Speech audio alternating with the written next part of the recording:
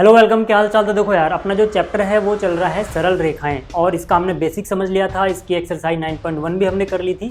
तो आज इस वीडियो में शुरू कर रहा हूँ 9.2, जिसमें हम क्वेश्चन नंबर 1 से लेकर 10 तक का सोल्यूशन इस वीडियो में देखेंगे। बाकी के बचे हुए क्वेश्चंस अगली वीडियो में देखेंगे। साथ ही साथ क्योंकि मैं इस चैप्टर का बेसिक बता चुका हूँ, तो मैं मान के चल रहा हूँ कि आपने वो लेक्चर देख लिया इंट्रोडक्शन वाला, और आपको इसके बेसिक कॉन्सेप्ट, बेसिक फॉर्मूले जो भी चीज़ें हैं वो आपको पता हैं। बट फिर भी क्वेश्चन कराते हुए मैं जो भी कॉन्सेप्ट उसमें लग रहा होगा, जो भी फॉर्मूला उसमें लग रहा होगा, वो सब आपको बताता चलूँगा, है ना। बट अच्छा रहेगा कि अगर आप इंट्रोडक्शन वाली वीडियो देख लो।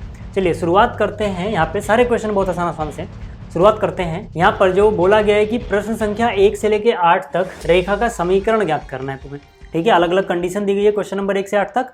वहाँ पे हर एक क्वेश्चन में 1 से लेकर 8 तक आपको रेखा का समीकरण ज्ञात करना है। जैसे अगर मैं शुरुआत करूँ इसके पहले क्वेश्चन से, तो इसमें बोला गया x और y अक्षों के समीकरण लिखिए। तो ये तो बहुत आसान सी चीज़ है यार। देखो, x अक्ष का समीकरण क्या होता है, मैंने आपको बताया था कि भाई x अक्ष पे हमेशा y 0 रहता है ना। तो x की यही पहचान बन जाता है, यूनिक पहचान बन जाती है x एक्सिस की, कि वहाँ पे y 0 रहेगा, और यही क्या बन जाता है, यही उसका समीकरण बन जाता है। तो x अक्ष का जो समीकरण होगा वो ये हो जाएगा।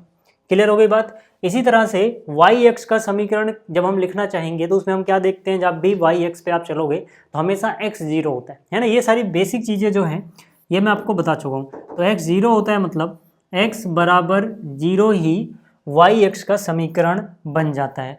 ठीक है, तो ये भी आपको समझ में आ गया। ठीक है, ये सब बेसिक सी चीज़ें हैं। ठीक है ना। ये एक्सरसाइज 9.2 जो है ना, शुरू के 10 क्वेश्चन तो बहुत ईजी है, उसके बाद वाले में थोड़ी बहुत दिक्कत आएगी, बट ऐसा मत लो, तो मैं हूँ तो उसमें भी दिक्कत नहीं आएगी। लेकिन क्वेश्चन नंबर 10 के बाद वाला क्वेश्चन हम अगली वीडियो में देखेंगे। यहाँ पे क्वेश्चन नंबर 10 तक है।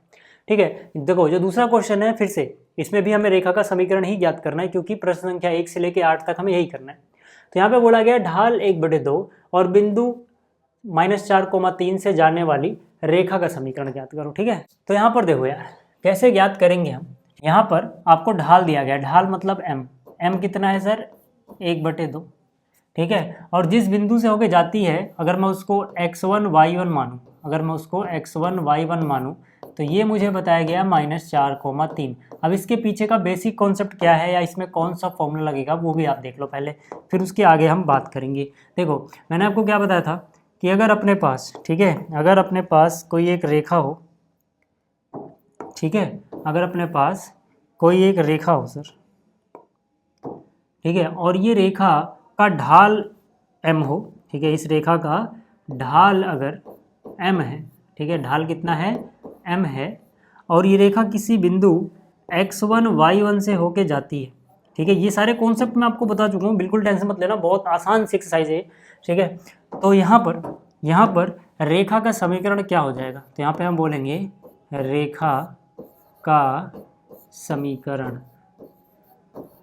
ठीक है, रेखा का समीकरण क्या हो जाएगा, ये हो जाएगा y minus y1 is equal to m x minus x1, जहाँ पे आपको y1 और x1 जो हैं ये मिल जाएंगे जो बिंदु इस रेखा पे दिया होगा वहाँ से। जैसे यहाँ पर x1 की वैल्यू हो गई -4, y1 की वैल्यू हो गई 3। बस यही आपको यहाँ पे पुट कर देना है। क्लियर हो गई बात। तो यहाँ पे हम क्या करेंगे, y की जगह y माइनस y1 की जगह क्या है, देखो y1 पहले लिखना है, माइनस कर दो 3, क्योंकि y की वैल्यू 3 है, इज इक्वल टू m मतलब ढाल। तो ढाल कितना है सर, ढाल है 1/2, तो ढाल की जगह आ जाएगा 1/2, x माइनस x1 है सर, क्या है x1 कितना है सर -4। अब यहाँ भी माइनस है, x1 के पास भी माइनस है, तो +4 हो जाएगा। ये मैंने सीधा सा आपको बता रखा है, जिसको माइनस करना होता है उसका निशान बदल के लिख दो, ज़्यादा दिमाग पे जोरी मत डालो। ठीक है, तो 2 गुणा में y कितना हो जाएगा, 2y, 2 गुणा में -3 कितना हो गया सर, 6 हो गया। 1 से गुणा करोगे x+4 को, तो x+4 ही रहना है। ठीक है, x को इधर ले आओ, -x, 2y प्लस में कर दो, और 4 को इधर लाओगे, -6 -4 माइनस का 10 हो जाएगा, बराबर हो जाएगा सर 0। ठीक है, थोड़ी सी जगह बना लेता हूँ मैं। तो यहाँ पर देखो, हम ज़्यादातर कोशिश करते हैं कि x का जो गुणांक है वो पॉजिटिव रहे। यहाँ पे तो -1 दिख रहा है आपको, है ना, तो -1 से गुणा कर दो। बट यहाँ पे तो नेगेटिव दिख रहा है आपको, तो यहाँ पे क्या करो, माइनस से दोनों तरफ गुणा कर दो, मतलब -1 से। तो ये हो जाएगा x माइनस में 2y प्लस में 10 बराबर 0। अब मुझे बताओ कि यहाँ तक समझने में किसी को कोई भी दिक्कत आ रही है क्या? यहाँ तक तो कोई दिक्कत नहीं होनी चाहिए क्योंकि बहुत सिंपल सी चीज़ें थी। बस आपको याद क्या रखना है ऐसे क्वेश्चन करने के लिए कि अगर आपके पास रेखा का ढाल है, ठीक है, m, और रेखा x1 y1 से पास होती है, मतलब एक बिंदु दिया गया रेखा पे और ढाल दिया गया है, तो ये फॉर्मूला होता है अपने पास, ठीक है ना, ये वाला, ठीक है, रेखा का समीकरण निकालने के लिए। क्लियर हो गया? चलिए आगे चलते हैं और अगला क्वेश्चन देखते हैं। अगला जो क्वेश्चन है इसमें फिर से एक बिंदु दिया गया है और ढाल दिया गया है, तो भाई वही चीज़ हो गई, ठीक है ना, वही चीज़ हो गई कि इस बार भी मुझे जो रेखा है उस पर एक बिंदु दिया गया है, ठीक है, मान लो कि यह रेखा का नाम दे दिया मैंने L, ठीक है, इस पर फिर से एक बिंदु दिया गया है सर, ठीक है, कितना मान लेते हैं वो x1 y1 है, ठीक है, और इसका ढाल दिया गया है सर, इसका ढाल दिया गया, ठीक है, ढाल m। तो यहाँ पे अगर इसका ढाल m है तो m का मान, ठीक है, m का मान m ही है, ठीक है, तो ढाल को ऐसे रहने दो, ढाल बराबर m, और बिंदु 0 0 से होके जाती है, ठीक है। तो मैंने लिखा रेखा का समीकरण, रेखा L का समीकरण, ठीक है, L मैंने इसलिए लिख दिया, आप समझा देता हूँ ऐसा क्यों हुआ, क्योंकि नहीं तो फिर आपको लिखना पड़ेगा कि उस रेखा का समीकरण जो बिंदु 0 0 से होकर जाती है तथा जिसका ढाल m है बराबर इतना लिखने में टाइम लग जाएगा, इसलिए फटाक से फिगर बना दो, ठीक है, यहाँ पे लिख दो, ठीक है ना, x1 y1, ठीक है, x1 y1 बराबर जो भी है 0 0, ठीक है, और ढाल m। टीचर समझ जाएंगे कि आपने इसी रेखा का नाम L दिया है तो आप इसी रेखा की बात कर रहे हो, तो उतना सारा लिखने से बच जाओगे, ठीक है। तो इसका समीकरण क्या होगा सर? इसका समीकरण होगा फिर से वही, एक बिंदु दिया गया है, स्लोप दिया गया, यानी ढाल दिया गया, ढाल मतलब स्लोप, तो यही वाला फॉर्मूला लगाएंगे हम। क्लियर हो गई बात? तो यहाँ से देखो ना, y माइनस y1 भी 0 है ना, y1 भी 0 है, x1 भी 0 है, ठीक है, तो दोनों ही 0 हैं सर, x1 y1, तो x माइनस ये भी 0 आ गया, तो y माइनस 0 y बचा equal to x minus 0 x हुआ, x इंटू एम करोगे m इंटू एक्स, ठीक। तो ये भी आपके समझ में आ गया होगा। ये था क्वेश्चन नंबर 3, ठीक है, 3 क्वेश्चन समझ में आ गए। चौथे क्वेश्चन की बात करते हैं। यहाँ पर क्या बोल रहा है, ठीक है, कि भाई बिंदु तो ये वाला है जहाँ से रेखा होके जाती है और x अक्ष से ये 75 डिग्री के कोण पर झुकी हुई है। मतलब क्या है, फिगर को समझो पहले अच्छे से, ठीक है। यहाँ पर ये समझो अपना x अक्ष है, ठीक है, ये क्या है अपना x अक्ष, ठीक है, और ये है अपना y अक्ष, ठीक। अब यहाँ पे एक रेखा है सर, यहाँ पे एक रेखा है, ध्यान से देखना, जो इस बिंदु से होके जाएगी और x अक्ष से 75 डिग्री के कोण पे झुकी हुई होगी कहीं से, ठीक है ना, कहीं से ही बना दो जहाँ पे 75 डिग्री पे झुकी हुई है x अक्ष पे, ठीक है। तो मान लिया चलो ऐसे है, ठीक है, कैसे भी बना देना, ये रफ फिगर होती है तो इतना सोचना नहीं आपको, ठीक है। बस 75 डिग्री बोला है तो ये लगभग है ना, ध्यान देना, ठीक है, एक्यूट एंगल बन रहा, तो ये कितना दिया गया है सर 75 डिग्री, ठीक है, यानी कि इस पे झुकी हुई, मतलब थीटा दिया गया 75 डिग्री, और ये पास कहाँ से होती है 2,2√3, यानी कि देखो ये भी पॉजिटिव ये भी पॉजिटिव, फर्स्ट क्वाड्रेंट में है ना, पहले चतुर्थांश में बिंदु कहीं ना कहीं होगा, तो 2,2√3 यहाँ से पास होती है। रेखा का नाम मैंने L लिख दिया, ठीक है। ये अपने पास क्या है सर, y एक्सिस है, ये क्या है सर, x एक्सिस है। अब मुझे एक बात बताओ कि रेखा पे एक बिंदु मुझे पता है, ढाल मैं निकाल सकता हूँ, क्यों? क्योंकि ढाल हो जाएगा 1075 डिग्री, है ना, यहाँ पर पॉजिटिव x एक्सिस पे ही, ठीक है, पॉजिटिव डायरेक्शन से एंटी क्लॉकवाइज जो एंगल बन रहा है, ठीक है, वामावर्त, वही उसी का टेंजेंट यानी tan थीटा, तो स्लोप होता है ना, m होता है ना। तो यहाँ पे मैं क्या बोलूँगा, मैं बोलूँगा ढाल यानी कि m जो है वो कितना बराबर हो जाएगा, वो बराबर होगा tan थीटा, और यहाँ पे थीटा हमें पता है कितना है 75 डिग्री, ठीक है। तो थीटा की जगह मैंने क्या लिख दिया 75 डिग्री। अब देखो यहाँ पे tan 75 का मान निकाल के दिखाना होगा, तो उसके लिए क्या करो आप, tan 75 को दो ऐसे एंगल में ब्रेक कर लो सर, जहाँ पे अलग अलग अगर tan का मान पूछा जाए तो आपको पता हो, जैसे tan 45 पे आपको पता होता है और tan 30 पे भी आपको tan का मान पता होता है, यानी कि अलग अलग अगर आपको tan 45 और tan 30 निकालने को बोला जाए तो आप निकाल लोगे। तो आपको ऐसे दो एंगल में ब्रेक करना है और जोड़ के वही आना चाहिए या घटा के वही आना चाहिए, जैसे भी हो। यहाँ पे जोड़ के आ रहा है, यहाँ पे जब आप इतना कर दोगे ना, जब आप इतना कर दोगे ना सर, ठीक है, तो यहाँ पे आपको फॉर्मूला लगाना है। कौन सा फॉर्मूला लगाना है? देखो यहाँ पे आपको फॉर्मूला लगाना है 10x minus Y, 10x plus Y वाला। ठीक है, 10x प्लस वाई है ना, 10x प्लस वाई। ये क्या होता है सर? ये होता है 10x plus 10y divide by 1 minus 10x 10y। कब पढ़ा था हमने ये फॉर्मूला? तीसरे चैप्टर में। ठीक है, ये फॉर्मूला है सर, है ना, ये फॉर्मूला है जो आपको यहाँ पे अप्लाई करना है। क्लियर हो गई बात? क्लियर हो गई बात? ये फॉर्मूला है सर जो आपको यहाँ पे अप्लाई करना है। तो यहाँ से अगर हम ये फॉर्मूला अप्लाई करें तो मतलब ध्यान दो कि यहाँ पर जो 45 है वो x का काम करेगा और 30 जो है ये y का काम करेगा। यानी जहाँ जहाँ पे x है वहाँ 45 रखोगे, जहाँ जहाँ पे y है वहाँ पे 30 रख देना। बस इतना करना है आपको। ठीक है, तो m बराबर क्या हो गया? देखो 10x, तो x की जगह पे क्या लिख दो? 45 डिग्री, सब कुछ डिग्री में है ये एंगल। ठीक है, और y की जगह क्या लिख दोगे आप? 30 डिग्री। डिवाइड बाई क्या है सर? 1 माइनस, फॉर्मूले की नकल करनी होती है। फिर 10x यानी कि 10x की जगह बस 45 रख दो, 10y यानी कि y की जगह 30 डिग्री रख दो। यहाँ तक चीज़ें क्लियर हैं क्या? यहाँ तक चीज़ें क्लियर हैं क्या? ठीक है, ये क्या चीज़ है? ठीक है, ये क्या चीज़ है? ये फॉर्मूला हमने यूज़ किया है। ठीक है, अब देखो यार 10 45 कितना होता है सर? 1 होता है। 10 30 कितना होता है? 1/वर्गमूल 3 होता है डिवाइड बाई, अब चीज़ें यहाँ पे मिक्स ना हो, चलो छोड़ो सा, 1 माइनस 10 45 1 और 10 30 1/√3। ये समझ में आ रहा है क्या? ये समझ में आ रहा है? इसका मतलब सर m का मान हम निकाल सकते हैं आसानी से। m कितना हो जाएगा? ध्यान से देखो m कितना हो जाएगा।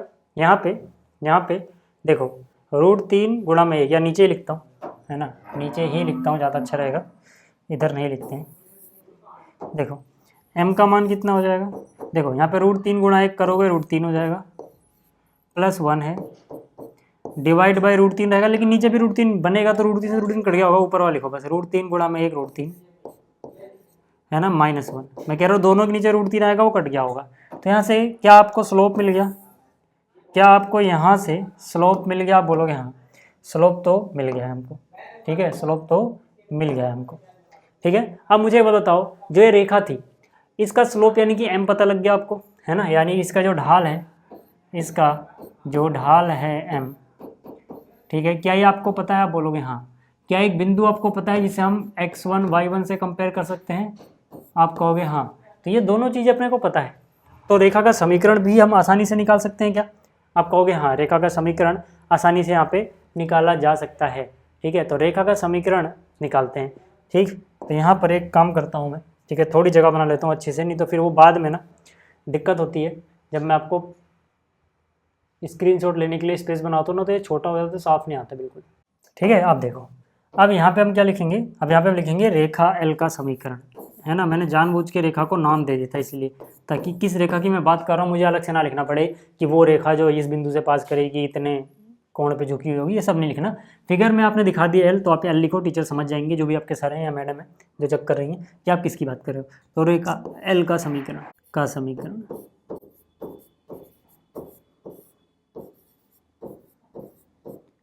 ठीक है, समीकरण क्या हो जाएगा sir? y minus y1 is equal to m x minus x1, क्योंकि एक बिंदु पता है और ढाल पता है। अब मुझे एक बात बताओ, y1, ठीक है, y1 का मान कितना है? 2√3। ठीक है, तो यहाँ से हो जाएगा y minus 2√3 is equal to m। Sir m का मान देखो ये रहा, लंबा चौड़ा सा है, ठीक है, √3 + 1 डिवाइड बाई √3 यानी √3 फिर -1, फिर x माइनस x1 है सर। x1 कितना है सर? 2। x1 कितना है? 2 है। यहाँ तक चीज़ें समझ में आ रही हैं क्या? चलिए, अगर यहाँ तक समझ में आया है तो अब एक काम करो सर, ठीक है, अब एक काम करो, ठीक है, ये √3 - 1 इधर लाओ गुणा में, तो ये y के साथ गुणा होगा, तो ये हो जाएगा √3 - 1 y। इसको अलग अलग मत खोलना कि √3 y लिख रहे हो फिर y को 1 से गुणा कर रहे हो, क्यों? क्योंकि जब हम फाइनल आंसर लिखते हैं तो उसमें x या y के जो गुणांक है वो एक साथ रहते हैं, तो इसीलिए अगर हम ऐसा लिख भी देंगे फिर आगे जाके हमें y कॉमन ही लेना पड़ेगा। इससे बढ़िया मेहनत क्यों करनी, सीधा इसको y के साथ ऐसे चिपका के लिख दो, मतलब गुणा हो गई। हाँ, यहाँ पे आप अलग अलग से करना, इसको अलग इसको अलग, ठीक है। तो यहाँ से 2√3 गुणा 3 करोगे तो कैसे करोगे, पहले √3 3 होता है सर, और 3 को फिर 2 से गुणा करोगे 6 मिलेगा सर। कितना मिलेगा, 6 मिल जाएगा। तो इसका मतलब क्या हो गया, ये 6, लेकिन किस चीज़ का, प्लस माइनस है ना, यहाँ प्लस है या माइनस है, माइनस। ऐसे जब इसको गुणा करोगे तो माइनस माइनस प्लस हो जाएगा, 1 से गुणा कर रहे हो तो वही रहेगा, यानी कि 2√3। ठीक है, ये जो चीज़ हुई है अब तक, ये हमने इसको लेफ्ट में लेके आए हम, इज इक्वल टू है यहाँ पे, ये आगे इधर, ये अंदर जाएगा सर, ये अंदर गुणा होगा x से। तो मैंने क्या बोला, जब x या y से कर रहे हो तो अलग अलग मत करना, एक साथ यहाँ पे चिपका के बस x लिख दो, फिर यहाँ पे कर लो माइनस, ठीक है, 2√3 यानी कि माइनस का 2√3, ठीक है, और 1 गुणा में -2 करोगे -2 हो जाएगा। यहाँ तक की चीज़ें समझ में आ रही हैं क्या आपको, यहाँ तक की चीज़ें समझ में आ रही हैं तो ठीक है। अब जरा देखना, √3 माइनस, अच्छा एक काम करो ना, x वाली टर्म इधर ले आओ, है ना, x वाली टर्म इधर ले आओ सर, x वाली टर्म इधर लाओगे तो ये हो जाएगा माइनस का, ठीक है, √3 + 1, साथ में है x, y वाली तो इधर ही है, पहले x वाली टर्म लिखो फिर y वाली, है ना, हिसाब से चलना है आपको। तो ये हो गया, है ना। तो मतलब अब तक हमने ये लिख लिया, इसको हम लेफ्ट में ले आए हैं, ये भी हमने लिख लिया, इसको यहाँ लिख लिया है। अब इसकी बात करते हैं ना, किसकी बात करते हैं, 2√3 की बात करते हैं। 2√3 को उठा के उधर ले जाओ, है ना, इस 2√3 को कहाँ शिफ्ट कर दो सर, उधर शिफ्ट कर दो। तो बराबर में कितना हो जाएगा, माइनस का 2√3 पहले से है, 2√3 माइनस का 2√3 माइनस का 2√3 यानी माइनस का 4√3 हो जाएगा, ठीक। और जो ये 6 है इसको भी उधर शिफ्ट कर दो सर, माइनस का 6 प्लस में जाएगा, -2 + 6 यानी कि प्लस का 4 बचेगा सर। यहाँ तक अगर आपको चीज़ें क्लियर हो गई हैं, यहाँ तक अगर आपको चीज़ें क्लियर हो गई हैं तो एक काम करो, हम x का कोएफिशिएंट जल्दी नेगेटिव नहीं रखना चाहते हैं, तो क्या करो, -1 से सबको गुणा कर दो। तो यहाँ -1 से गुणा करोगे, ठीक है, यहाँ पे -1 से गुणा करोगे तो ये हो जाएगा √3 + 1 x, ये माइनस का हो जाएगा यानी कि √3 - 1 y, ये प्लस का हो जाएगा और ये माइनस का हो जाएगा, है ना, क्योंकि आप -1 से गुणा कर रहे हो। बस इसमें से क्या करना, 4 कॉमन लेना, 4 दोनों के पास है, ठीक है। तो मैं क्या कर रहा हूँ, यहाँ पे 4 कॉमन ले रहा हूँ, 4, ये नीचे वाला निशान ध्यान रखना। तो यहाँ पे क्या बचेगा, √3 और -4 कॉमन ले ले तो 1, ठीक है, समझ में आ गया ना, ये निशान का खेल है ना, हमने -1 से गुणा करिए दोनों तरफ। तो ये आ गया आपके पास फाइनल आंसर। क्लियर हो गया क्या, चलिए अगर आपको स्क्रीनशॉट लेना ही है, ठीक है, तो आप यहाँ पे स्क्रीनशॉट ले सकते हो, ठीक है। हाँ, एक काम करता हूँ मैं, आपको थोड़ा बड़ा नजर आया इसलिए पहले इसको इधर शिफ्ट करता हूँ, ठीक है। अब इसको थोड़ा बड़ा करूँगा ना, आप साफ नजर आ जाएगा आपको। क्लियर हो गई बात, बस याद रखना कि हम चले कैसे कैसे हैं, ठीक है। याद क्या रखना आपको कि पहले हम यहाँ से करते हुए आए हैं, फिर इधर गए हैं, मतलब यहाँ पे, ठीक है, पहले ये सोल्व करते हुए आए फिर ये वाला स्टेप। क्लियर हो गई बात, क्लियर हो गई क्या बात, चलिए आगे चलते हैं और अगला क्वेश्चन देखते हैं। अब देखो जो अगला क्वेश्चन है आसान सा है ना, ये भी, इसमें क्या बोल रहा है, मूल बिंदु के बाईं ओर x अक्ष को 3 इकाई की दूरी पर प्रतिच्छेद करती हुई लाइन हो और ढाल -2 हो। तो पहली बात तो ढाल अपने को पता है, ढाल यानी कि स्लोप यानी कि m कितना है सर, ये -2 है, ठीक है। और x अक्ष को कहाँ पे काट रही होती है ये बताया गया, मतलब यहाँ पे x अंतःखंड दिया गया है, क्या दिया गया है, x अंतःखंड, जिसे हम d बोलते हैं। ये कितना है सर, 3 इकाई, और कहाँ पे, 3 इकाई की दूरी पे लेफ्ट की ओर, बाईं की ओर, यानी -3, है ना। यानी कि असलियत में ये जो चीज़ दी गई है ना, मैं इसको फिगर पे भी समझा देता हूँ, पहले लिख लूँ, ठीक है। ये जो d है ना, ये क्या चीज़ है, ये है x अंतःखंड, ठीक है। अंतःखंड के बारे में हमने पढ़ा था ना, याद करो इंट्रोडक्शन वाली वीडियो में, ठीक है। जिसको नहीं समझ में आ रहा, ठीक है, जिसने वो वीडियो नहीं देखी है वो समझ लो, थोड़ा देर, बस थोड़ी सी देर लगेगी, ठीक है। कि ये मान लो अपने x एक्सिस और y एक्सिस हो गए, ठीक है, ये क्या हो गए अपने x एक्सिस और y एक्सिस।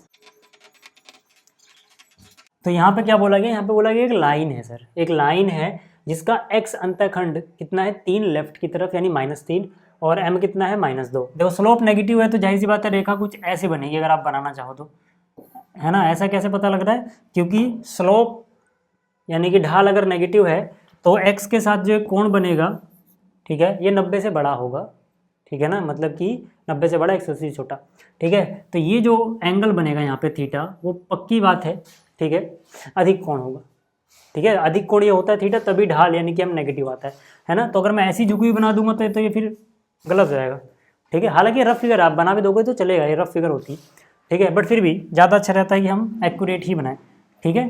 तो यहाँ पर देखो, यहाँ पे ये कह रहे हैं, ठीक है, अभी थीटा का कोई यहाँ पे मतलब नहीं है, सीधा सीधा एम हमें दे दिया गया तो समझाने के लिए था। तो यहाँ पे कह रहा है ये 3 यूनिट पे एक्स को काटती हैं लेफ्ट की ओर, यानी कि जहाँ पे ये मूल बिंदु है ना सर, ये अपना क्या है सर, मूल बिंदु, ये अपना क्या है, मूल बिंदु है। ध्यान से देखो, ये क्या है, मूल बिंदु, ठीक है। मूल बिंदु के बाईं ओर, है ना, इस साइड को हम क्या बोलते हैं, बाईं ओर, यानी बाईं साइड है ना, ये बाईं साइड है, ठीक है। और ये क्या होता है, ये दाहिनी ओर होता है ना, ये दाहिनी साइड है, यानी कि राइट हैंड साइड है।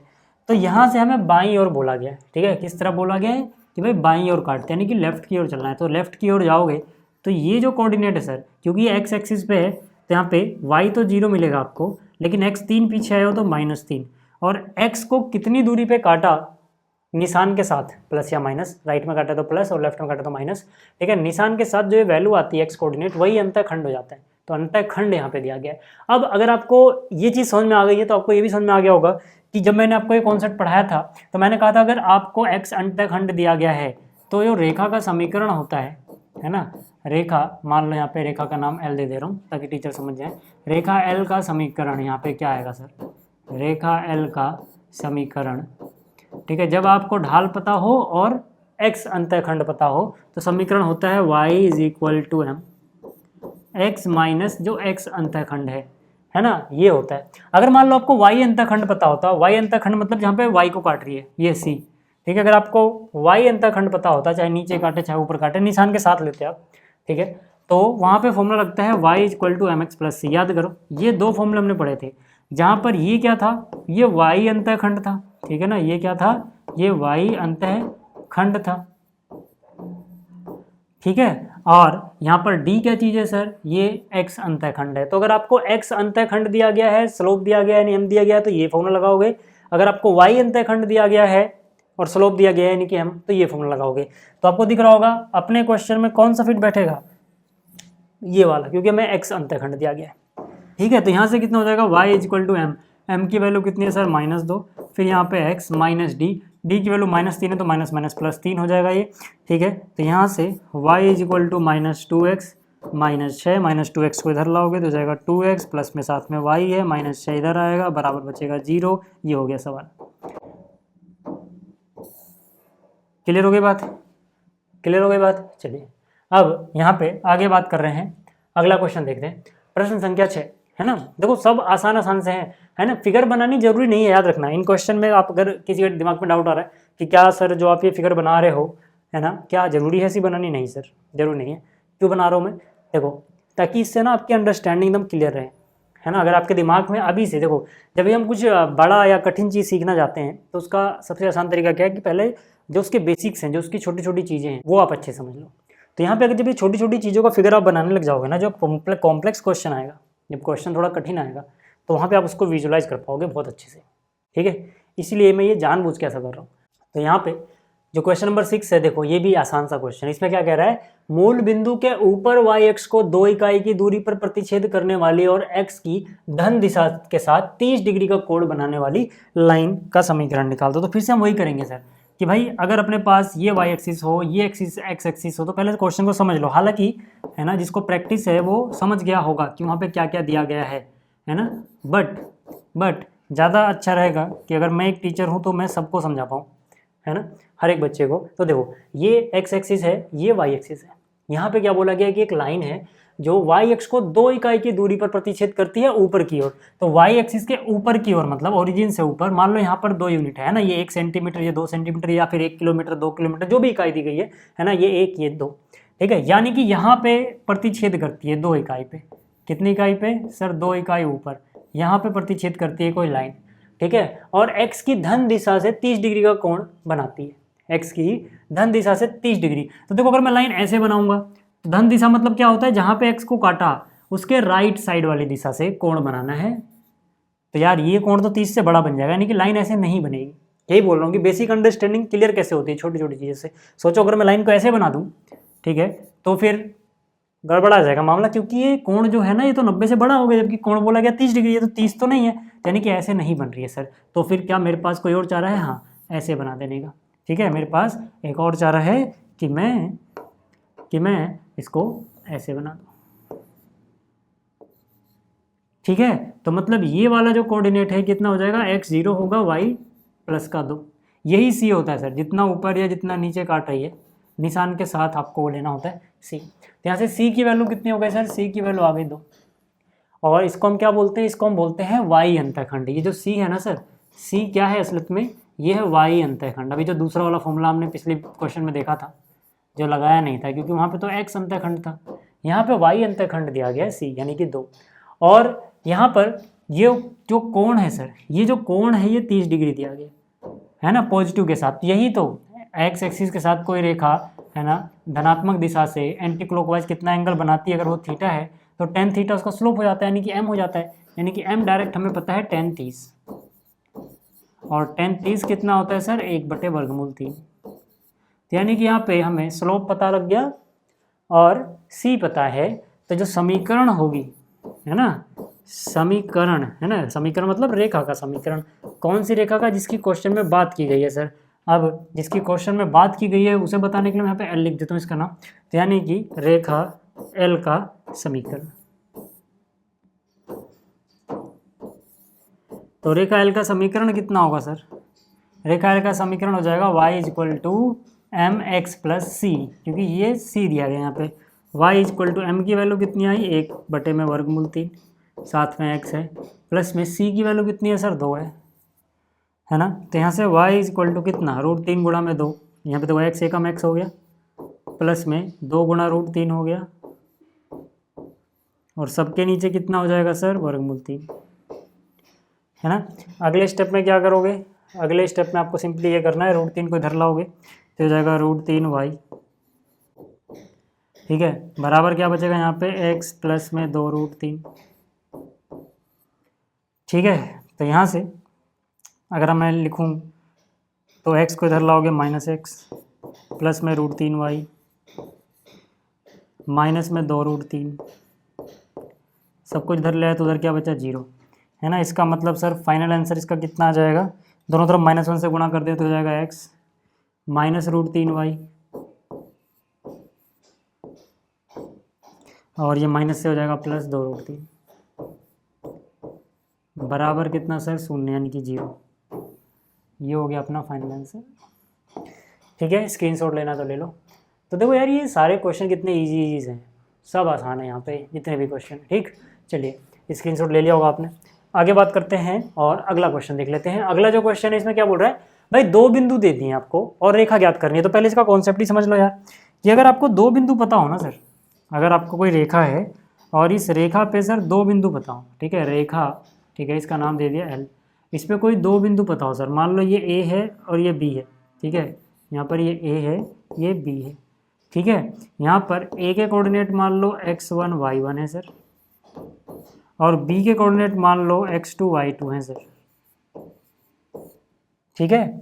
तो जो रेखा L का समीकरण होता है, ठीक है, पहले ये समझो कि अगर 2 पॉइंट दिए गए हो तो रेखा L का समीकरण, इसको हम 2 तरीकों से निकाल सकते हैं, पहले समझा देता हूँ, है ना। पहला तरीका मतलब डायरेक्ट फॉर्मूला, ठीक है। रेखा L का समीकरण क्या होता है, y - y1 is equal to y2 - y1 divide by x2 - x1 divide by x - x1।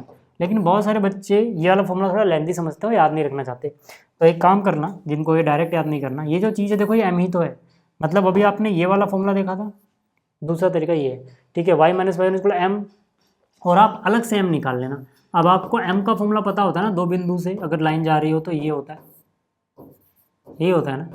तो असलियत में आप देखोगे तो जो 2 पॉइंट वाली फॉर्म है, 2 बिंदु वाली, ठीक है, रूप है, वो m की जगह ही वो लिखा होता है ना। मतलब इसी m को हटा के m की जगह जो m की वैल्यू है सर, यही तो लिखा होता है, यही चीज़ होती है वो। क्लियर हो गई बात इतनी। अब आप एक बात बताओ कि यहाँ पर जो 2 बिंदु दिए गए वो क्या है, -1 है ना, कोमा -1, यानी इसको मान लो -1, -1 नहीं +1 है दूसरा वाला y, ठीक है। और x2 y2 हो गया मानो 2, -4।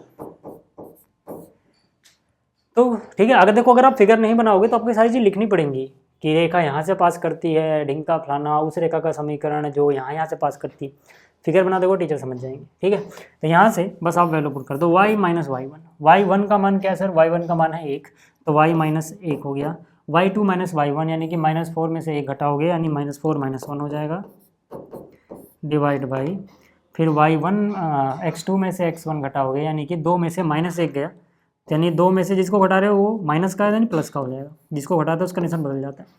x माइनस x1 है सर, x1 अगेन -1 है तो +1 हो जाएगा। ठीक है साहब, यहाँ तक क्लियर है क्या? यहाँ तक क्लियर है, ठीक है।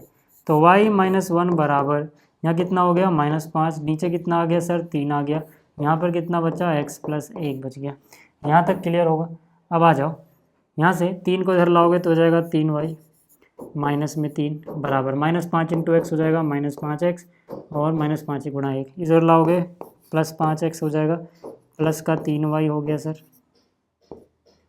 और -5 इधर लाओगे तो ये -3 + 5 यानी कि प्लस का 2 बचेगा, बराबर है 0। ठीक है, यानी कि 0। तो ये हो गई अभीष्ट रेखा की समीकरण, यानी जिस रेखा की हमें इच्छा थी। अभीष्ट का मतलब क्या होता है? इच्छित। ठीक है, यानी जिस रेखा को हमें निकालने को बोला जाएगा। क्लियर होगी बात? तो ये हो गया प्रश्न संख्या 7। आगे बात करते हैं। अगला क्वेश्चन देखो, आसान सा है। ठीक है, बहुत ही आसान सा क्वेश्चन है, बट कुछ बच्चों को थोड़ा लेंदी लगता है। हाँ, लेंदी है बट आसान है। यहाँ पे क्या कह रहा है कि भाई एक त्रिभुज है PQR। PQR एक त्रिभुज है, ध्यान समझना, और त्रिभुज के तीनों शीर्ष P, Q और जो R है उनके निर्देशांक यानी कि कोऑर्डिनेट्स अपने को बताए गए हैं। अब आगे क्या कह रहा है कि भैया शीर्ष R से जाने वाली माध्यिका का समीकरण ज्ञात कीजिए। तो चलिए समझते हैं पहले इसको अच्छे से, फिर क्वेश्चन। देखो, क्वेश्चन करने का मतलब क्या होता है? अगर आपने क्वेश्चन को अच्छे से समझ लिया मतलब आपने उसको आधा सॉल्व कर लिया। ठीक है, ये तो नकली से हैं। जब आप कॉम्प्लेक्स क्वेश्चन में जाओगे ना, जैसे ये आप IIT JEE मेंस या फिर यूँ कह लो एडवांस वाले क्वेश्चन ट्राई करोगे, तो वहाँ पे ना आपको क्वेश्चन ही समझ में आएगा शुरुआत कहाँ से करूँ। तो मतलब सबसे पहली जो स्किल आपको डेवलप करनी है वो ये है कि क्वेश्चन को समझूँ कैसे। सबसे पहले इसको दिमाग में रखो। अगर आपको समझ में आता है क्वेश्चन तो उसका सॉल्यूशन आपके लिए आसान हो जाता है। क्वेश्चन समझते ही मतलब आधा आपने सॉल्व कर लिया। ठीक है, तो यहाँ पे ट्रायंगल जो है ना उसका नाम है PQR, ध्यान से समझना। ठीक है, और P के कोऑर्डिनेट बताए गए हैं सर 2,1, तो यहाँ पे ये आ गया 2,1। Q के कोऑर्डिनेट बताए गए हैं सर -2,3, तो ये आ गया -2,3। R के कोऑर्डिनेट बताए गए हैं 4,5। अब कहानी में सर एक ट्विस्ट है। कहानी में पूछा गया है कि माध्यिका का समीकरण निकालो, वो माध्यिका जो R से होके जाती हो। देखो, माध्यिका होती क्या है किसी त्रिभुज की, है ना? जैसे कि मैंने कहा क्वेश्चन समझना जरूरी है पहले। माध्यिका होती क्या है सर किसी त्रिभुज की? माध्यिका मतलब वो रेखाखंड किसी त्रिभुज का से के एक शीर्ष से खींचा गया वो रेखाखंड जो उस शीर्ष के सामने वाले भुजा के मध्य बिंदु पे जाके मिलता हो। मतलब समझो सर कि अगर मैं बोलूँ जो PQ है इसका मध्य बिंदु है सर ये, है ना? इसका मध्य बिंदु है ये, इसको मान लेते हैं B। तो जो B है सर वो अगर PQ का मध्य बिंदु है ना? और मैं क्या करूं, मैं बिंदु R को इस मध्य बिंदु से जोड़ दूं सर, मैं बिंदु R को इस मध्य बिंदु से जोड़ दूं, तो क्या आपको नहीं लगता कि जो शीर्ष R था इसके सामने वाली जो भुजा थी इस त्रिभुज की उसके मध्य बिंदु को ही मैंने शीर्ष से मिला है, इसी को माध्यिका बोलते हैं। ठीक है, यानी कि जो BR है सर ये माध्यिका है, जो BR है ये माध्यिका है, मिडिल। ठीक है, अब चलो हमने जो ये B माना है ना सर, ये तो खतरनाक सा हो गया कुछ। ठीक है, रुको, अरे ये जिद्दी हो गया अभी थोड़ा। ठीक है, जो हमने ये B माना है, मान लेते हैं इसके निर्देशांक हैं x, y। ठीक है, अब मुझे एक बात बताओ कि अगर मुझे ये माध्यिका BR है, इसी की तो समीकरण निकालनी है। अगर मुझे इसका स्लोप पता लग जाए सर, इसका मुझे क्या पता लग जाए? स्लोप पता लग जाए कि क्या होगा, स्लोप पता लग जाए क्या होगा, तो भी मैं निकाल सकता हूँ क्योंकि एक बिंदु पता है। एक तरीका तो ये है। लेकिन सोचो अगर मैं स्लोप व्लोप के चक्कर में ना ही पढ़ूँ, मैं सीधा सीधा बोल दूँ कि अगर मुझे ये ही पता लग जाए कि x कितना है y कितना है, तो क्या इसी माध्यिका पे दोनों बिंदु हैं R और B, और दो बिंदु पता है तो हम 2 पॉइंट वाले फॉर्म लगा सकते हैं? आप बोलोगे हाँ। तो इसका मतलब मुझे B के कोऑर्डिनेट निकालने हैं पहले, है ना? B के निर्देशांक निकालने हैं। तो इसलिए पहले मैं लिखूंगा कि भाई माना बिंदु B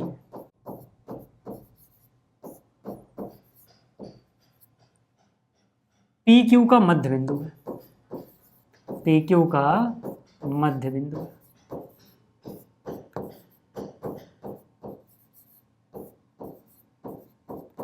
क्योंकि अगर ये मध्य बिंदु नहीं होगा तो बी आर माध्यिका नहीं हो सकती, है ना। और अगर ये मध्य बिंदु होगा तो पक्की बात है, इसका मतलब क्या हुआ, यानी कि इम्प्लाई करता है, सूचित करता है, ये निशान होता है दिस इम्प्लाइज, ठीक है, ये बताता है कि भाई इसका मतलब है कि जो बी आर है ना, पक्की बात है बी आर माध्यिका है।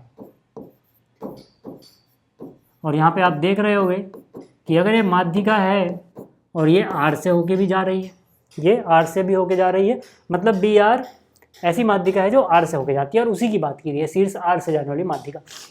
तो अब मुझे क्या करना है सर, मुझे ये देखना है कि जो x है तो मैं निकाल सकता हूँ आसानी से। कैसे, ध्यान से देखो कि ये जो सर पी क्यू है उसी का तो मध्य बिंदु x है, तो क्या मैं ऐसे बोल सकता हूँ कि x बराबर देखो, अगर इसको मैं थोड़ी देर के लिए x1 समझूँ, इसको y1 समझूँ, इसको x2 समझूँ, इसको y2 समझूँ, तो मध्य बिंदु आपने पढ़ा था सेक्शन फॉर्मूला में कि अगर मध्य बिंदु हो तो x1 x2 दोनों को जोड़ो, आधा कर दो, है ना, यही तो पढ़ा था आपने। तो इसका मतलब क्या है, मैं सीधा सीधा बोल सकता हूँ कि x बराबर क्या हो जाएगा, x1 x2, यानी किनारे किनारे वाले x जोड़ो, डिवाइड बाई 2 कर दो, यानी कि ये तो आ गया 0, है ना। हमने पढ़ा था ना यार, याद करो ना। अगर इसके कोऑर्डिनेट एक्स वाई हो, इसके कोऑर्डिनेट x1 y1 हो, इसके कोऑर्डिनेट x2 y2 हो, तो भैया x कैसे निकलता था, इन दोनों को जोड़ा आधा कर दिया। y कैसे निकलता था, इन दोनों को जोड़ा आधा कर दिया, यानी किनारे किनारे वाले x जोड़ो, आधा कर दो, x निकल जाएगा। और इसी तरह से y के लिए जिसका ये मध्य बिंदु है, उस रेखाखंड के अंतिम सिरे पे जो निर्देशांक है y उनको जोड़ो और आधा कर दो। ये पढ़ा था हमने, 3 1 4 का आधा 2 हो गया। तो क्या अब मुझे ये पता लग गया कि x कितना है y कितना है, क्या ये मुझे अब पता लग गया x कितना है y कितना है। एक काम करता हूँ, ठीक है, अब समीकरण निकालने के लिए, आपको समझाने के लिए मैं इसको अलग से ही बना देता हूँ, ठीक है। देखो ये जो बी आर माध्यिका है, ये जो बी आर माध्यिका है, क्या ये बी है, हाँ। क्या ये आर है, आप बोलोगे हाँ। क्या आर के निशान मुझे पता है, आप बोलोगे हाँ, 4,5 है यार, ये तो क्वेश्चन शुरू होते ही बता दिया था। ये x, y था, क्या मुझे x का मान पता है, 0। क्या मुझे अब y का मान भी पता है, हाँ। तो क्या मुझे 2 बिंदु पता है, बिल्कुल। तो क्या मैं अब ऐसा कर सकता हूँ, कि इसको x1 y1 मान लूँ और इसको x2 y2 मान लूँ, ठीक है। और मैं यहाँ पे बोलूँगा माध्यिका बी आर का समीकरण, ठीक है, माध्यिका बी आर का समीकरण, ठीक है। माध्यिका बी आर का समीकरण क्या हो जाएगा, 2 पॉइंट वाली फॉर्म लगेगी, y minus y1 is equal to y2 minus y1 divide by x2 minus x1, और यहाँ पे क्या आ जाएगा, x माइनस x1, यही आ जाएगा। आप बोलोगे हाँ। तो क्या मैं यहाँ पे सीधा सीधा फॉर्मूला पुट कर दूँ, अब कोई आपत्ति तो नहीं है, ठीक है। तो चलो y minus y1, sir y1 कितना है 2 is equal to y2 minus y1 कितना है 5, y1 कितना है 2, तो क्या ये 5 माइनस 2 यानी कि 3 हो जाएगा ऊपर, और नीचे क्या है x2 माइनस x1 यानी 4 माइनस 0, तो 4 माइनस 0 यानी 4 ही रहेगा, और x minus x1, sir x1 कितना है 0 है। अब मुझे बताओ 4 माइनस 0 4 होता है ना, 4 को सीधा गुणा में ले आओ, तो 4 गुणा में y 4y हो जाएगा, 4 गुणा में माइनस 2 माइनस का 8 हो जाएगा, 5 में से 2 3 बचता है सर, 3 गुणा में x करोगे 3x हो जाएगा, ठीक है। कितना हो जाएगा, 3x हो जाएगा, और वो तो 0 है। तो यहाँ से अगर मैं थोड़ा सा और अच्छे से लिखना चाहूँ, है ना, तो x को इधर लाऊंगा -3x प्लस में 4y माइनस 8 इक्वल टू 0। इसका मतलब अगर थोड़ा और अच्छे से लिखना चाहूँ तो x को बेशक हम नेगेटिव नहीं रखते, दोनों तरफ -1 से गुणा कर दें तो हो जाएगा 3x माइनस 4y माइनस 8 से हो जाएगा +8 इज इक्वल टू हो जाएगा 0। जिसको स्क्रीनशॉट लेना है टेंशन मत लो, हट रहा हूँ मैं थोड़ा सामने से भी, ठीक है, और स्क्रीनशॉट आप ले सकते हैं, ठीक है। चलिए देखो छोटा कर देता हूँ इसको ताकि आप स्क्रीनशॉट ले पाओ, ठीक है। तो आसान सा क्वेश्चन था ये, ठीक है, आसान सा क्वेश्चन था, उम्मीद करता हूँ आपको समझ में आ गया होगा, ठीक है, क्योंकि अब इसमें कुछ ऐसा बहुत कुछ खतरनाक तो था नहीं। चलिए क्वेश्चन नंबर कौन सा था ये, 8वां ना, 9वां देखो यार, क्वेश्चन नंबर 9 आसान सा क्वेश्चन है। क्या बोला गया है कि भाई इस बिंदु से होकर जाने वाली और बिंदुओं इस और इसको से जाने वाले रेखा पर लंब रेखा का समीकरण ज्ञात कीजिए। ध्यान से देखना, क्वेश्चन शायद ऐसे पढ़ के समझ में ना आया हो, मैं एक बार फिगर बना लूँ फिर आपको समझ में आ जाएगा। ध्यान से देखो, पहली बात तो कहानी में आया एक बिंदु, कहानी में एक बिंदु -3,5, समझो कि यहाँ पर -3,5 हो, ठीक है, यहाँ पर क्या हो, यहाँ पर ये बिंदु है -3,5, एक बिंदु ये, ठीक है, और दो बिंदु और हैं 2,5, 2,5, ठीक है, 2,5 मान लो यहाँ कहीं है, ठीक है, ये अपना क्या है, ये हो गया 2,5।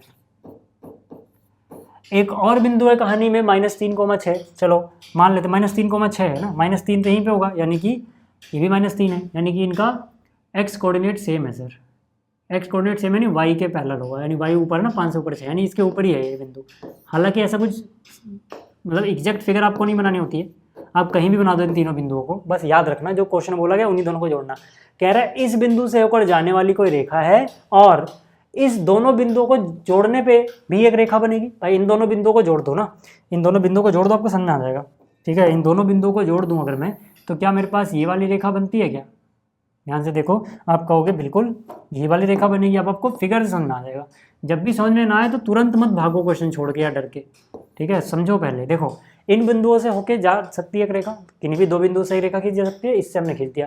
अब कह रहा है कि इस बिंदु से होकर जाने वाली रेखा और इन दोनों बिंदुओं से होकर जाने वाली रेखा है, ये लंब है, ये लंब है। मतलब इस बिंदु से होकर जाने वाली रेखा अगर मैं ऐसे बनाऊं साहब,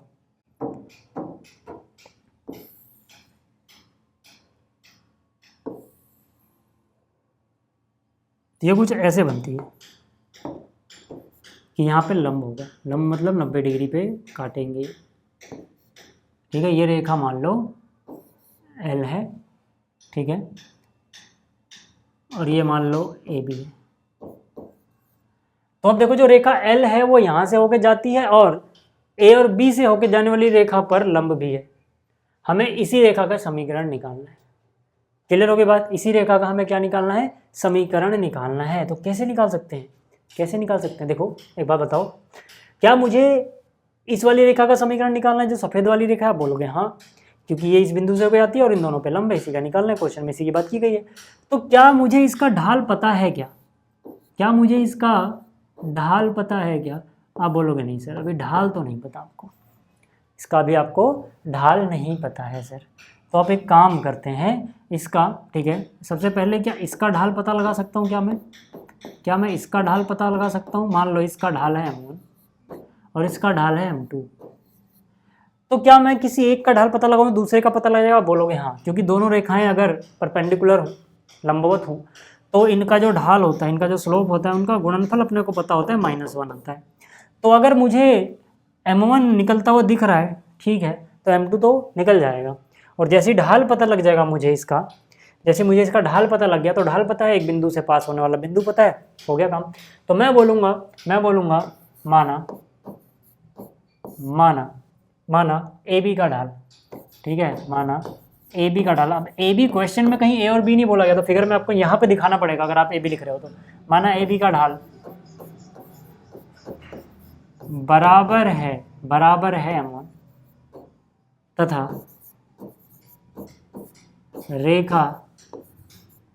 रेखा की जगह मैं अभीष्ट लिखूं ज़्यादा अच्छा रहेगा, तथा अभीष्ट रेखा, है ना, ये वर्ड आपने बहुत जगह यूज़ किया होगा, इसका मीनिंग शायद आप में से कम बच्चों को बताओ।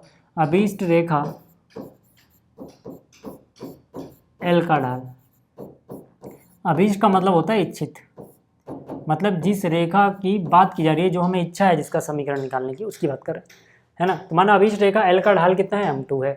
अब मुझे पता है कि जो रेखा L है और जो AB है ये आपस में लंबवत हैं। लंबवत का निशान होता है, परपेंडिकुलर का निशान होता है ये।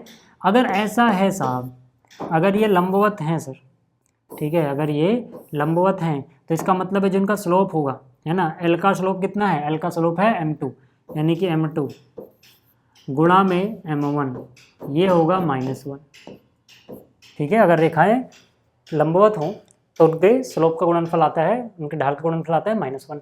अब मुझे बताओ कि इनमें से क्या निकाल सकता हूँ मैं? इनमें से M1 निकाल सकता हूँ मैं, M2 भी मुझे नहीं पता, तो M2 की जगह M2 लिख दो।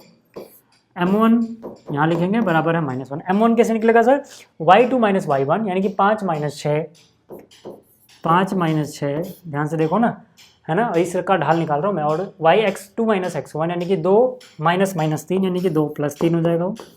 यहाँ तक समझ में आ रहा है? देखो ये वाला ढाल मुझे नहीं पता, m1 का ढाल मुझे पता है, m1 क्या है ये रहा, फिगर में भी बता रखा है। अगर मैं फिगर में से दिखा रहा हूँ, यहाँ पे नहीं भी लिखूँ ये मैं, तो टीचर नंबर नहीं काट सकते हैं, क्योंकि मैंने फिगर में अच्छे से मेंशन किया है कि मैं एल किसको बोल रहा हूँ, ढाल एल वाला कौन सा है, इस ये ठीक है, ए बी किसको बोल रहा हूँ, इसका ढाल क्या है, वो सब मैंने बता दिया। ठीक है, तो यहाँ से आप देखो 5 में से देखो यहाँ पे कितना बचेगा m2, 5 में से 6 गया यानी कि -1 डिवाइड बाई कितना है सर 3 और 2 5 बराबर कितना है सर -1। तो m2 का मान पता लग गया अपने को, बोलोगे हाँ, माइनस से माइनस कट गया, 5 एकम 5, 5 उधर गुणा में जाएगा ना, m2 मुझे पता लग गया है सर, m2 मुझे पता लग गया है। अगर मुझे m2 पता है तो हम बोलेंगे रेखा L का ढाल का समीकरण। ठीक है, हम यहाँ क्या बोलेंगे, हम बोलेंगे रेखा L का समीकरण। ठीक है, हम यहाँ क्या बोलेंगे, रेखा या अभीष्ट रेखा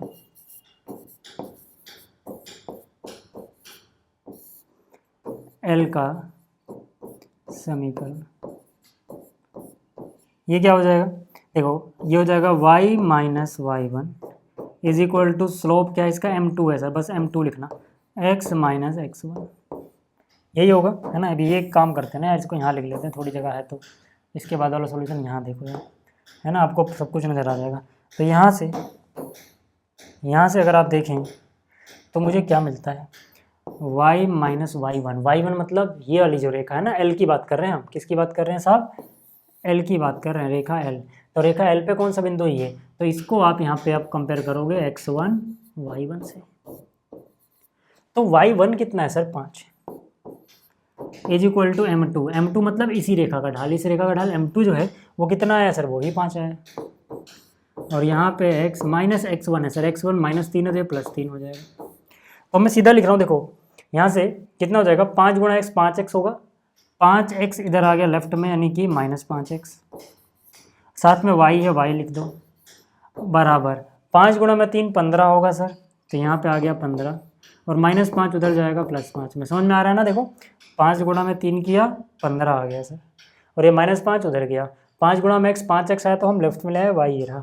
ठीक है, अब यहाँ पे दोनों तरफ -1 से गुणा कर दोगे तो हो जाएगा प्लस का 5x, -1 से गुणा कर रहे हो तो -y हो जाएगा, और ये 15 और 5 20 होगा, है ना, तो -1 से गुणा कर रहे हो -20 हो जाएगा, -20 को इधर लाओगे +20 बराबर 0। खैर इतना आपको आता होगा सॉल्व करना, वो आप करते रहना भैया।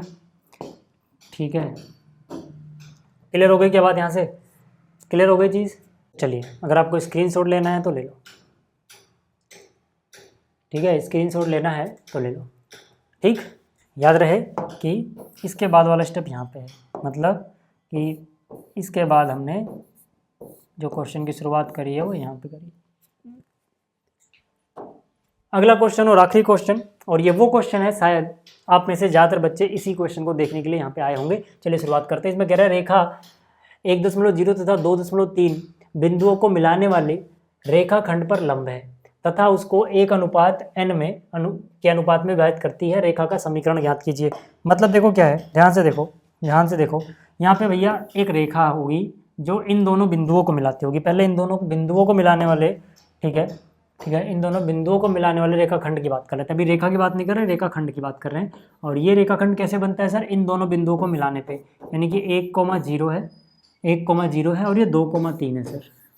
देखो इन दोनों बिंदुओं को मिलाऊं अगर मैं, तो क्या मुझे एक रेखाखंड मिलेगा, उसी रेखाखंड की हम बात कर रहे हैं जो यहाँ पे लिखा हुआ है।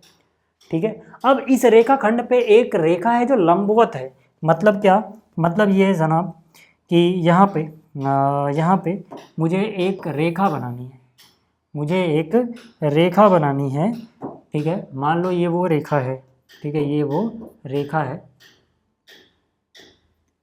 ठीक है, ये वो रेखा है, इसको मैं बोलूँगा अभीष्ट रेखा, मतलब वो रेखा जिसकी बात की जा रही है, जो हम इच्छा रखते हैं कि भाई यही वाली रेखा चाहिए। ठीक है सर, इसका नाम मैंने दे दिया। ठीक है, ये रेखा, इस पे पहली बात तो लंब है, लंब मतलब समझते हो ना, 90 डिग्री बनाएगी और इस रेखाखंड को एक अनुपात में डिवाइड कर देगी। वो अनुपात क्या होगा सर, 1:n है साहब। ध्यान से देखो, ये थोड़ा प्रिंट में उधर हो गया कि 1 उधर लिखा हुआ है, n इधर लिखा हुआ है, असलियत में एक साथ लिखोगे तो ऐसे नहीं जा रहा है ना, 1:n। ठीक है, अब हमें इस रेखा का समीकरण ज्ञात करना है। इस रेखा का समीकरण ज्ञात करना है। तो चलो यार शुरुआत करते हैं। देखो यहाँ पर भाई इसका ढाल तो कुछ होगा, इसका ढाल कुछ तो होगा, ऐसे ही इसका भी ढाल कुछ होगा। ये सफ़ेद वाला इसका ढाल मान लो m2 है, ठीक है, और इसका भी ढाल कुछ होगा सर, इसका भी ढाल कुछ होगा क्या? बोलोगे बिल्कुल होगा, क्यों नहीं होगा, मान लो m1 है। अब मुझे एक बात बताओ, इस रेखा का ढाल तो निकल जाएगा, रेखाखंड का, जो रेखाखंड है ना, नाम दे दूंगे इसको, समझने में आसानी रहेगी ना, AB है ना, लिखने में भी आसानी रहेगी कि जो AB रेखाखंड है इसका ढाल m1 है, ये ढाल तो निकल जाएगा, इसकी मदद से m2 निकल जाएगा क्योंकि दोनों परपेंडिकुलर है, m1 m2 -1, ये तो हो गया सर। यानी इसका मुझे ढाल तो पता लग जाएगा। यहाँ से मैं सोचता हूँ कि मुझे ढाल तो पता लग जाएगा ना, क्वेश्चन समझते हैं पहले फिर सॉल्यूशन देखेंगे। ढाल तो पता लग जाएगा, अगर मुझे ढाल पता हो और एक बिंदु पता लग जाए, जैसे जहाँ पर इसने इसको काटा सर, जहाँ पे इसने इसको काटा, इसके निर्देशांक में मान लेता हूँ चलो x डैश y डैश, तो ये x डैश y डैश इस पे भी आ रहा है, उस पे भी आ रहा है, हमें मतलब इससे है, ठीक है, इस पे तो आ रहा है ना, ठीक है, यानी कि इस पे मुझे एक बिंदु पता लग जाएगा, इस बिंदु का नाम r दे देते हैं, ठीक है, बिंदु r पता लग गया, इस रेखा पे है, और इसका ढाल पता लग गया, हो गया सवाल। बस अब करते हैं इस क्वेश्चन को, ठीक है, अब करते हैं इस क्वेश्चन को। तो मैं लिखूंगा माना अभीष्ट रेखा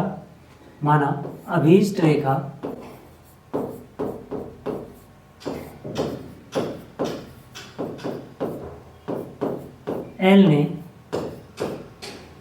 AB को R x dash y dash पर लंबवत 1:n में विभाजित किया।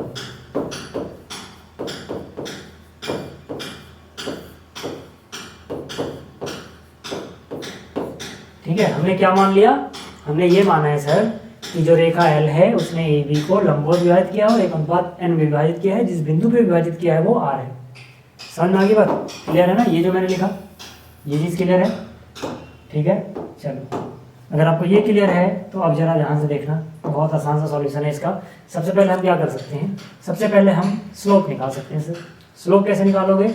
मुझे पता है कि जो रेखा L है वो परपेंडिकुलर है AB पे, इसका मतलब इनका मतलब कि जो इनके स्लोप होंगे, क्योंकि देखो ढाल मैंने दिखा दी, किसको m1 बोल रहा हूँ, किसको m2 बोल रहा हूँ, इसका मतलब जो इनके स्लोप होंगे है ना, L का स्लोप क्या है m2 और उस रेखा खंड का स्लोप क्या है m1, बराबर होगा -1 है ना। m2 ठीक है, मुझे नहीं पता तो m2 मैंने यहीं पे लिखा, ठीक है, क्योंकि देखो मैंने फिगर में दिखा रखा है ना किसको m बोल रहा हूँ, किसको m1 किसको m2, तो अलग से नहीं भी लिखूँगा तो काम चल जाएगा, वैसे आप लिखना चाहो तो लिख लेना। m1 निकाल सकता हूँ मैं, m1 क्या होगा देखो y2 - y1 यानी कि 3 - 0 डिवाइड बाई x2 - x1, ठीक है, x2 - x1 यानी कि 2 - 1 बराबर है -1। तो यहाँ से मुझे m2 पता लग गया सर। m2 कितना पता लगेगा? 3 में से 0 गया 3, नीचे आएगा 1, 2 में से 1 गया 1 बचेगा सर, है ना, इस 2 में से 1 घटाओ 1 बचेगा, तो 3/1 3 होता है, 3 उधर जाएगा डिवाइड में, कि -1/3 आ जाएगा m2। तो m2 आपको पता लग गया क्या? आप बोलोगे हाँ, ठीक है, m2 तो मुझे पता लग गया। चलिए सर ठीक है ना। इतना होने के बाद ठीक है, यहाँ पे आ जाओ, ठीक है, यानी कि इस स्टेप के बाद आपको यहाँ पे देखना है।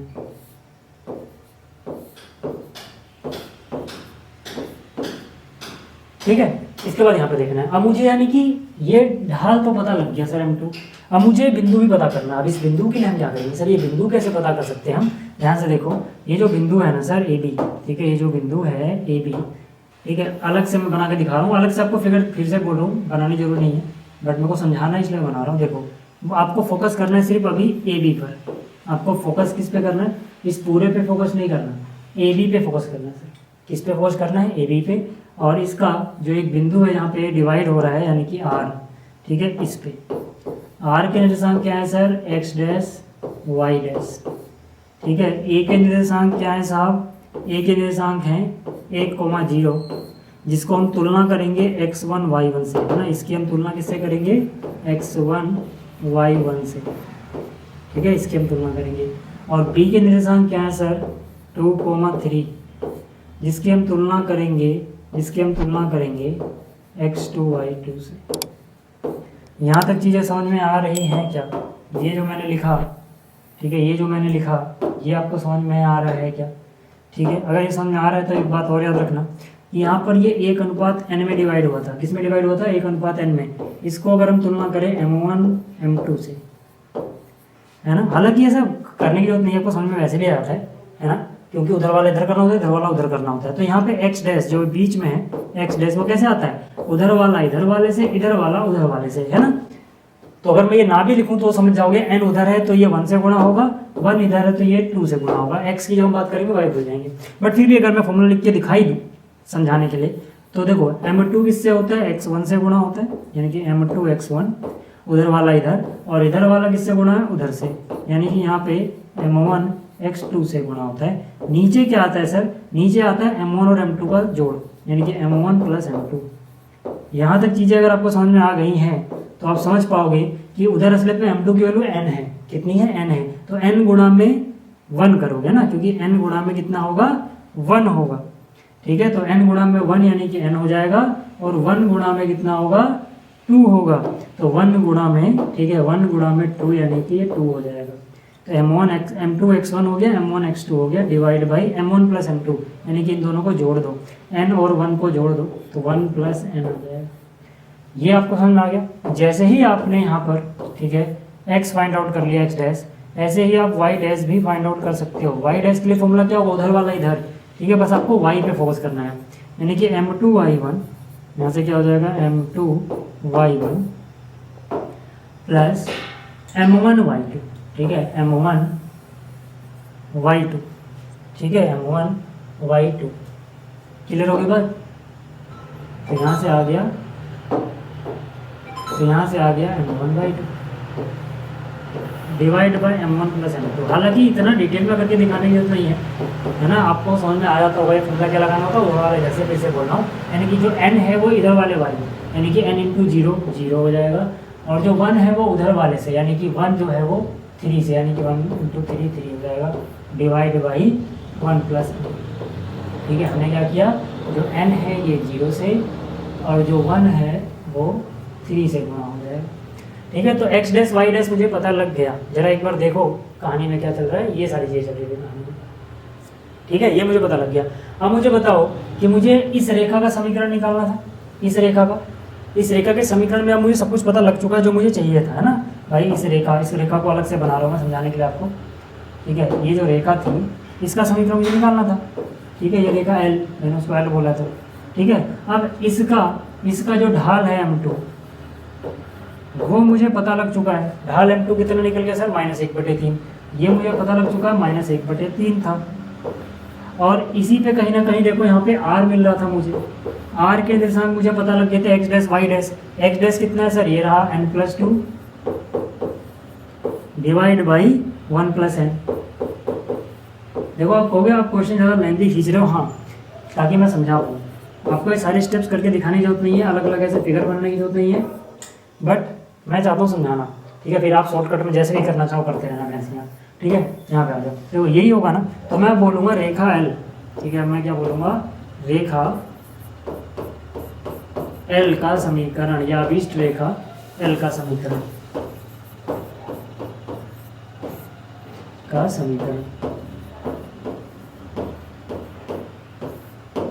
ठीक है, क्या हो जाएगा सर? ठीक है, ये हो जाएगा y माइनस y1 की जगह y डैश समझ लो, क्योंकि इसको हमने क्या माना था? इसको हमने x डैश y डैश माना था, याद करो। y minus y dash is equal to m की जगह कौन सा स्लोप है इसका? m2 है सर, तो m की जगह m2 लिखना, और x माइनस x1 की जगह x डैश लिख देना, क्योंकि इसके हमने x डैश माना था। वैल्यू पुट कर दो sir, y minus y dash. Sir y dash यहाँ से भी देख सकते हो या फिर यहाँ से भी देख सकते हो। कितना है? 3/1 + is equal to m2 sir. m2 की वैल्यू कितनी है यहाँ पे आप देख सकते हो, -1/3। यहाँ फिगर में मैंने बना दिया -1/3। बस यही समझने में आपको मदद करेगा। x माइनस x डैश यहाँ से भी देख सकते हो, n+2 डिवाइड बाई 1 + n है। ठीक है, और यहाँ से भी देख सकते हो कि x डैश क्या है। ठीक है, तो y डैश x डैश। अब बस इसको सॉल्व भी तो करना है यार, अब बस इसको सॉल्व भी तो करना है, ठीक है। तो पहले क्या करते हैं, इधर सॉल्व करते हैं। ये y इंटू में 1 प्लस एन आ जाएगा, तो यहाँ पे आ जाएगा 1 plus n into y, minus कितना है 3, पूरे सबके नीचे क्या हो जाएगा 1 plus n is equal to, यहाँ पर ठीक है, यहाँ पर -1/3 पहले बाहर ही रहने दो, अंदर वाला सॉल्व करो। 1 प्लस एन इंटू एक्स, तो जाएगा 1 plus n into x minus n plus 2, है ना, ब्रैकेट में लिखना है, क्योंकि ये जब इसके सीध में माइनस है ना, तो मतलब ये दोनों के लिए नेगेटिव हो जाएगा, ठीक है। यानी इसको ब्रैकेट में लिखना पड़ेगा, -n -2 हो जाएगा। ब्रैकेट नहीं लगाओगे तो बहुत सारे यहाँ पे गलती ये करते हैं सर, वहाँ पे क्या लिख देते हैं ऐसे -n+2, नहीं 2 भी माइनस का हो जाएगा। अगर मैं खोल के लिखना चाहूँ ना इसको, तो इसका मतलब है कि अगर ये माइनस इसके सीध में है टक्कर में, तो मतलब समझ लो ऊपर वाले पे ब्रैकेट ही लगा हुआ है, तो यानी कि हो जाएगा -n -2, आप ऐसे भी समझ सकते हो इसको, ठीक है। अब जरा ध्यान दो, कि भाई क्या चीज़ हो रही है यहाँ पे। यहाँ पे देखोगे तो नीचे 1 प्लस एन है ना, और इसके नीचे भी 1 प्लस एन है। कैसे आया 1 प्लस एन भाई, इसको इससे गुणा करोगे, नीचे ये भी तो लिखोगे, तो ये कट गया। अब इस 3 को इधर गुणा कर दो, है ना, 3 को इधर गुणा कर दो सर, आप इस 3 को इधर ले आओ मल्टीप्लाई में, तो कितना हो जाएगा 3 गुणा, है ना, इस और मल्टीप्लाई मतलब इस पूरे से मल्टीप्लाई होगा, तो 3 गुणा में ये, तो हो जाएगा 3 फिर 1 प्लस एन फिर 1, है ना, इसका 3 गुना हो गया। फिर 3 गुना में -3 हो जाएगा -9 बराबर -1 से गुणा करोगे सर, -1 से गुणा करोगे तो ये जाएगा, ठीक है, 3 तो चला गया, ये हो जाएगा माइनस का 1 प्लस एन एक्स, और -1 इंटू में -n करोगे हो जाएगा प्लस का n, -1 इंटू में -2 करोगे हो जाएगा प्लस का 2। यहाँ तक चीज़ें क्लियर हो रही हैं अगर आपको, तो अब x वाली टर्म एक तरफ शिफ्ट करते हैं। देखो ये रहा x, यानी x और y वाली, तो ये हो जाएगा 1 प्लस एन एक्स, माइनस में था प्लस में है, ये वाली चीज़ तो पहले से इस तरफ है प्लस में है, तो ये प्लस में ही रहेगी, 3 1 प्लस एन, ठीक है। -9 को उधर ले जाओगे तो -9 और प्लस का 2 11 हो जाएगा, साथ में n भी है, तो ये पहले n लिख दो, और -9 उधर गया, +9 और 2 11, ये आ गई आपकी अभीष्ट समीकरण, जिसकी आपको इच्छा थी निकालने की। समझ में आ गई बात, क्लियर हो गया। तो ये थे 10 क्वेश्चन, ठीक है। स्क्रीनशॉट लेना है तो ले लो भैया, ठीक है। वैसे इसका स्क्रीनशॉट तो कबाड़ा हो जाएगा, ठीक है ना, क्योंकि बहुत छोटा करना पड़ेगा, ठीक है। तो आप PDF से ही देख रहे हैं, ठीक है। फिर भी अगर चाहते हो मैं अरेंज कर दूँ, मैं कर देता हूँ, ठीक है, क्योंकि कुछ बच्चों को यहीं पे स्क्रीन, तो कोई बात नहीं, ठीक है। इसके बाद वाले स्टेप्स यहाँ से, ठीक है, पहले ये किया हमने, फिर इसके बाद ये किया, ठीक है। स्क्रीनशॉट रहने दो, ठीक है, इस क्वेश्चन के लिए PDF से देख लेना, क्लियर हो जाएगा PDF में।